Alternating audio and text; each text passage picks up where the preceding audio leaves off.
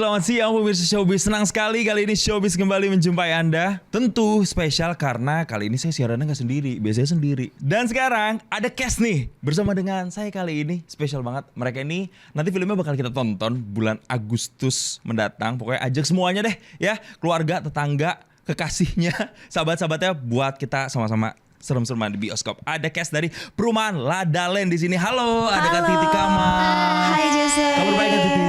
Alhamdulillah baik. Alhamdulillah. Ada juga si manis Anantia Kirana. Halo, Hai Kamal. Anan apa kabar? Baik, alhamdulillah. Oke, alhamdulillah baik Alhamdulillah. semuanya ya. Semoga pemirsa Showbiz juga baik semua.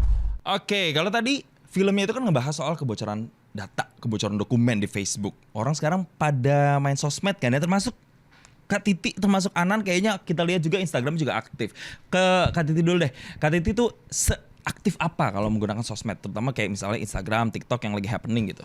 Aktif sih aku karena aku pengen tahu perkembangan terkini tuh apa yang lagi terjadi di dunia dan di Indonesia saat ini. Film apa yang lagi seru, banyak hal. Kalau Anan sebagai Gen Z, itu kamu dibatas-batasin nggak sama orang tua kamu biasanya kalau bersosmed gitu? Kalau first iya yang pasti karena kan itu kan public ya, dan sebagai aku aktor juga pasti banyak komentar-komentar yang kadang-kadang suka nggak kefilter gitu kan. Terus mami sama papi aku manage juga account first aku biar kalau ada yang gitu-gitu langsung di block semuanya biar aku nggak baca gitu. Oh, di filter gitu Iya. ya. Jadi gunain sosmednya wise. Kalau Kak Titi kan juga punya anak nih, cowok gitu kan. Ini kan nggak sih ngeliatin nggak sih mereka tuh ngeliatin apa di sosmed? Iya, kalau anak-anak aku kayaknya belum boleh punya sosmed sama papahnya, sama mamanya juga sih. Karena memang mereka kan pasti masih belum bisa membedakan gitu ya. Kayak yang mana yang pokoknya kita benar-benar dampingi banget, tapi kalau misalnya kayak nonton misalnya YouTube itu boleh. Itu kita dampingi gitu. Nah, tapi kalau misalnya kayak yang untuk hubungan sama orang-orang luar apa segala macam kayak gitu enggak sih. Enggak ya. Jadi anak sampai sekarang tuh belum diperbolehkan lah ya untuk akses sosmed gitu Iya, ya. Iya. gitu. Akan di umur berapa kira-kira? Oke nih, papa mama boleh nih. Kayaknya sosmed. 16 tahun ya. 16 tahun sih udah boleh sih. Coba Di saat nanti. mereka nanti udah bisa menerima kalau misalnya ada yang komen gimana udah nggak kaget lagi gitu. Iya. Udah mulai umur segitu masuk fase kedewasaan juga lah Iya, ya. benar. Iya. Anda masih bersama kami di Showbiz Pemirsa. Kalau segmen sebelum kita udah banyak nih ngomongin film, terus nyambung-nyambunginnya ke sosmed ya. Dan bagaimana Kak Titi sama Anani aktif di sosmed juga. Tapi sekarang kalau kita lihat sosmed itu juga sama musik itu align. Nah sekarang saya mau tanya nih sama Kak Titi, kan juga nyanyi juga ya Kak ya? Yeah. Nyanyi buat film. Ada kan tapi lagu-lagunya juga. Ada sama dulu. Anji Drive dulu kan. Sayang. Iya. Jadi banyak nih lagu-lagunya Kak Titi juga. Sesering apa sih seorang Titi Kamal tuh dengerin musik gitu? Sering banget, itu udah jadi bagian hidup sehari-hari emang. Oh ya? Aku tuh seneng banget kayak nyanyi-nyanyi sendiri di mobil di mana, pokoknya buat menceriakan diri sendiri. Apalagi kalau tengah-tengah syuting, kalau lagi capek pagi-pagi itu kayaknya teman-teman sound udah pada hafal deh. Dia pasti nyanyi. Iya emang. Lagunya random ganti-ganti. Sesering itu Kak, setiap hari itu Kak? Iya, random ganti-ganti lagunya, pindah-pindah gitu. Oh, ya kalau gitu kenapa nggak bikin lagu baru lagi aja Kak? Aku disuruh milih kan, mau nggak bisa dua-duanya kalau udah ibu-ibu, waktunya terbatas. Jadi aku pilih acting Banyak aja. Ya. Kalau Anan, kamu sebagai Gen Z anak muda banyak banget lagu-lagu kece kan di era 2026 ini. Kamu suka dengerin musik gak sih? Suka banget aku kalau di mobil, di jalan atau di apa, di semuanya. Pokoknya beneran sama kayak Tante Titi juga, kayak musik tuh bikin mood jadi happy gitu. Kalau misalnya lagi bad mood ya udah dengerin musik. Jadi nggak hampa gitu harinya. Aduh, ya Allah, gak hampa lagi dengernya. Tapi aku gagal fokus, aku manggil Kak Titi kakak, dia manggil Kak Titi tante gitu. Berasa banget disparitas usianya gitu. Kadang ya, mama kan, Kadang kita kan soalnya ibu dan iya. anak. Sekarang saya mau tanya ke Anan juga tahu kan BTS, ngikutin nggak? Tahu banget, ngikutin banget. Aku tuh pernah jadi ARMY garis keras banget 2019 sampai 2021. Pokoknya sampai mereka pada wamil terus aku kayak ya aku gitu, dan aku galau terus nggak terlalu ngikutin lagi. Dan aku tahu kabar mereka sekarang konser di Indonesia. Nonton happy sih. Aku nggak tahu deh nonton atau enggak. Karena nggak tahu dibolehin papi atau enggak. Oh gitu, oh tetap harus izin orang tua ya. Iya. Ada nggak mami papinya di sini? Mamanya boleh nggak sih mama kalau nonton konser BTS? Boleh tuh, langsung Mami dibolehin ya. boleh, papi nggak tahu. Tapi kamu saking ngikutinnya bahkan sampai galau gitu ya ketika mereka harus wamil-wamil kayak gitu Iya. ya. Iya. Kalau Kak Titi, kalau khusus BTS atau K-pop-K-popan lah, itu ngikutin nggak sih? BTS, aku sebenarnya ngikut kayak Butter segala macem, tapi emang nggak semua lagunya. Cuma ini pas lagi mau konser aku nonton. Aku pengen dengerin lagu-lagunya, pengen sing along gitu. I see, nggak apa-apa. Kadang kalau udah nonton konsernya sekali, abis itu tiba-tiba ntar jadi suka beneran tuh kesana-kesananya kan, biasanya kayak gitu ya. Cakep-cakep soalnya.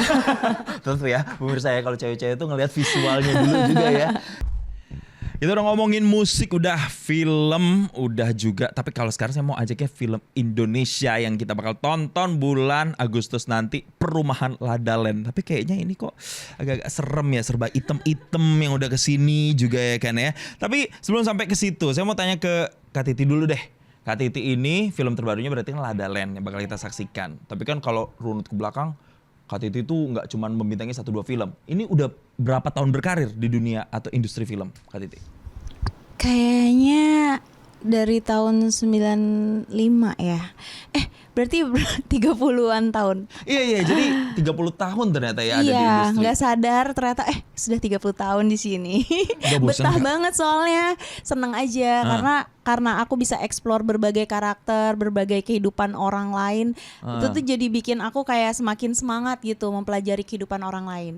Oke, jadi kayak Iya. selalu punya kesempatan untuk observe kehidupan Iya. orang lain walaupun kita nggak jalanin gitu ya. Bener, dan kita kan jadinya kadang bisa di tempat yang horor komedi atau drama atau horor atau thriller, bisa pindah-pindah ke macam-macam genre, kan seneng banget. Iya, bisa eksplorasi lah. Tapi Dan aku juga nggak selalu harus di film, aku kadang di sinetron juga, bisa di kadang teater juga. ternyata nggak pernah bosan ya Titi Kamal ya, udah 30 tahun gitu ya. Bagaimana dengan Anan yang Anan ini usia setengahnya loh, ya kan? Tapi usianya boleh muda sih Kak Titi ya, 16 tahun. Tapi filmnya berapa? Anan, boleh sebutin Anan?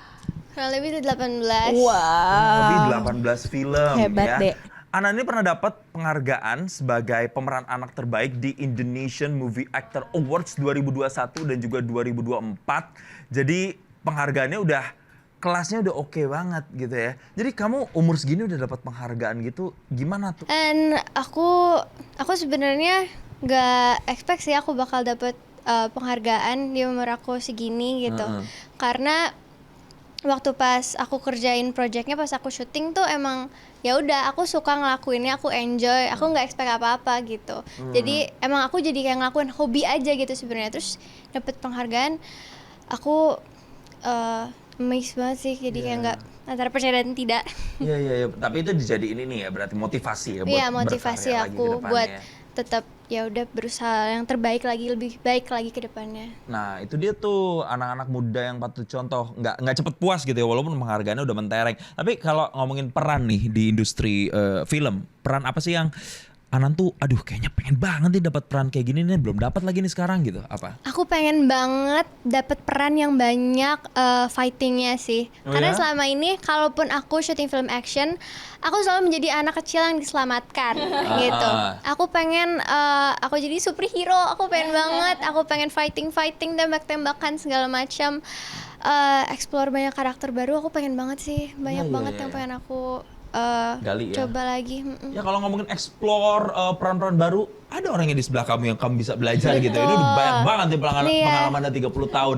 Balik lagi ke Kak Titi. Berarti kalau di film Perumahan Ladaland ini berarti kan kalian pertama kali nih? Iya, Satu kita project pertama bareng? kali satu proyek bareng, jadi Wow. ibu dan anak. Nah gitu. itu dia yang mau aku tanyain. Ketika tahu nih peran anaknya Anan gitu ya. Iya.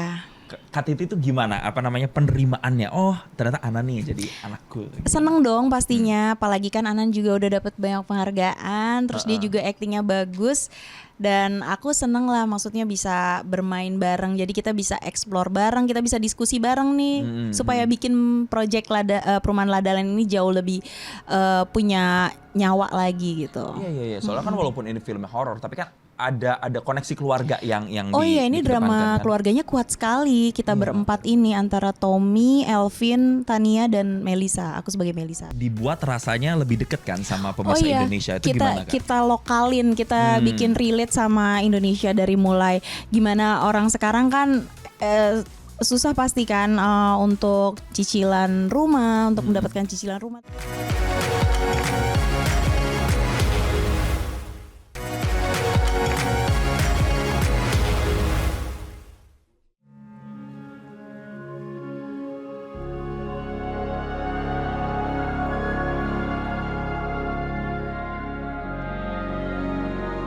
Semoga rumah ini bisa selalu jadi tempat untuk kalian ingin pulang.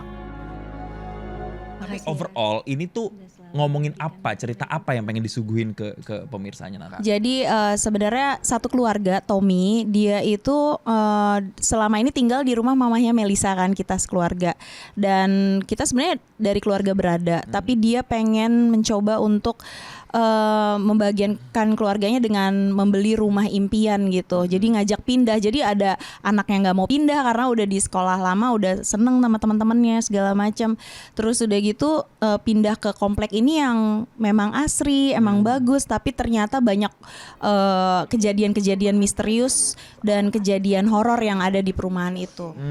Gitu. Saking teror-teror tadi ya, banyak tetangga-tetangga yang jadi korban juga gitu ya. Betul, karena memang ada story-nya juga di sana kenapa jadi perumahan yang berhantu gitu. Wow. Dan film ini tuh diadaptasi dari yang versi Thailand. Oh iya, ini box office dari Thailand di tahun 2011, film La La Land judulnya dulu. Tapi tetap dibuat rasanya lebih deket kan sama pemirsa Indonesia itu gimana Kak? Kita lokalin, kita bikin relate sama Indonesia dari mulai gimana orang sekarang kan susah pasti kan untuk cicilan rumah, untuk mendapatkan cicilan rumah dan mencari sekuat tenaga untuk bisa menyicil rumahnya. Terus udah gitu juga dari kisah keluarganya aja itu udah kuat banget, dari suami yang ngerasa minder dari istrinya karena istrinya tadinya punya karir yang lebih tinggi, kayak gitu-gitu konflik-konfliknya. Oh, ada konflik kayak gitunya juga. Menarik banget ya. Ada ini nggak? Ada waktu syuting tuh kayak misalnya satu scene atau satu adegan yang aduh ini kayaknya tuh harus effort banget gitu tuh, ada nggak yang jadi tantangannya si Anan tuh apa? Pasti banyak banget ya semua. Aku bisa bilang sih banyak banget di sini scene-scene aku yang butuh tenaga secara fisik sama emosi yang berat banget buat aku, dari mulai scene sama Tante Titi atau sama Om Andri sama Shakel, dan itu jadi sebuah tantangan banget sih buat aku karena secara mental aku harus siap, terus secara fisik juga. Ini tuh bakal jadi tipe film horor yang selalu kayak jump scare gitu, bikin kayak dak-dikduk terus, atau ini tipikal yang lebih kayak ini tuh psikologinya yang kayaknya kita dibikin ikut masuk ke dalam perumahan itu, ikut deg-degan, ikut tegang. Ikutan jadi tetangga. Iya, ikutan jadi tetangganya juga. Jadi ya itu tadi permainan pikiran, tapi tetap ada jump scare-nya juga. Tetap itu ada elemen yang memang identik dengan film horor itu malah. ya. Banyak malah. Oh, banyak malah ya. Sekarang kita ngomongin value-nya. Ya, kita pengen memang dapat jump scare-nya, kita pengen dapat adrenalinnya. Tapi Anan deh, kalau kita nonton nih, anak-anak muda deh misalnya seumuran kamu, pas nonton tuh kita bisa dapat apa nih pas pulang gitu dari ceritanya? Yang pasti sih kalau aku rasa ya, belajar buat saling ngerti kondisi keluarga satu sama lain gitu loh di keluarga. Kayak contohnya peran aku, Tania, aku ngerasa Tania ini tuh konflik awalnya tuh karena dia cuma pengen dia aja yang ngerasa enaknya, tapi dia nggak mikirin yang lainnya, nggak mikirin orang tuanya gitu. Mungkin buat yang seumuran aku gitu, yang seumuran Tania yang kayak baru beranjak dewasa, yang mungkin banyak nggak setuju sama apa yang dikasih sama orang tua atau sebagainya, kayak belajar buat terima dan ngehargain aja, karena gimana pun juga kan orang tua kita udah berusaha yang terbaik gitu. Contohnya Papa Tommy dan Mama Melisa yang ada di film La La Land ini. Menghargai ya, respect gitu tadi ya. Kalau Kak Titi apa value yang kita tuh bisa dapat nih as a viewers gitu? Iya, apapun itu keluarga tempat kita maksudnya tempat kita berpulang, terus udah gitu tempat kita menceritakan segalanya, dan kita tetap harus menjadi satu kesatuan yang kuat, harus solid sebagai keluarga gitu sih. Ya, tapi semoga nanti orang yang nonton benar-benar dapat sama ceritanya, dapat kesan baiknya ya. kapok nggak syuting sama Titi Kamal mau lagi? Mau lagi dong, mau lagi, Iya mau lagi. dong. Harus. Mau lagi ya? Harus lagi di di kesempatan berikutnya gitu ya. Amin. Nah, Titi pesannya nih sebagai yang sudah terlebih dahulu berkarir di dunia, di industri perfilman buat Anan nih kira-kira apa Anan nih sih untuk udah aktor-aktor on track banget, udah bagus banget, udah profesional, on time, actingnya juga bagus gitu. Ya mudah-mudahan bisa tetap humble ya. Amin. Gitu. Semakin sukses Anan. Semakin sukses pokoknya, nggak cuma buat Anan, buat Kak Titi juga. Amin. Dan Buat juga Kakak pastinya juga. buat film horor terbarunya Perumahan Ladaland. Jadi boleh dong diajak nih pemirsa Showbiz, boleh kesini nih Kak. Kapan bisa nonton kira-kira? Silakan Kak. Oh ya. Untuk pemirsa Showbiz jangan lupa untuk rame-rame semuanya nonton film Perumahan Ladaland. mulai Tanggal 13 Agustus 2026. di bioskop. Oke, tepuk tangan dong buat Kak Titi sama juga buat Anantia. Jadi doain semoga filmnya sukses nantinya ya, kasih inspirasi dan viewsnya ya Kak ya. Makasih Showbiz. Pokoknya makasih. bisa melambung ya. Sekali lagi terima kasih Kak Titi Amin, dan juga makasih. terima kasih juga Anan. Dan itulah tadi perbincangan kita sama cast dari Perumahan Ladaland yang Anda harus tonton nanti di bulan Agustus. Metro TV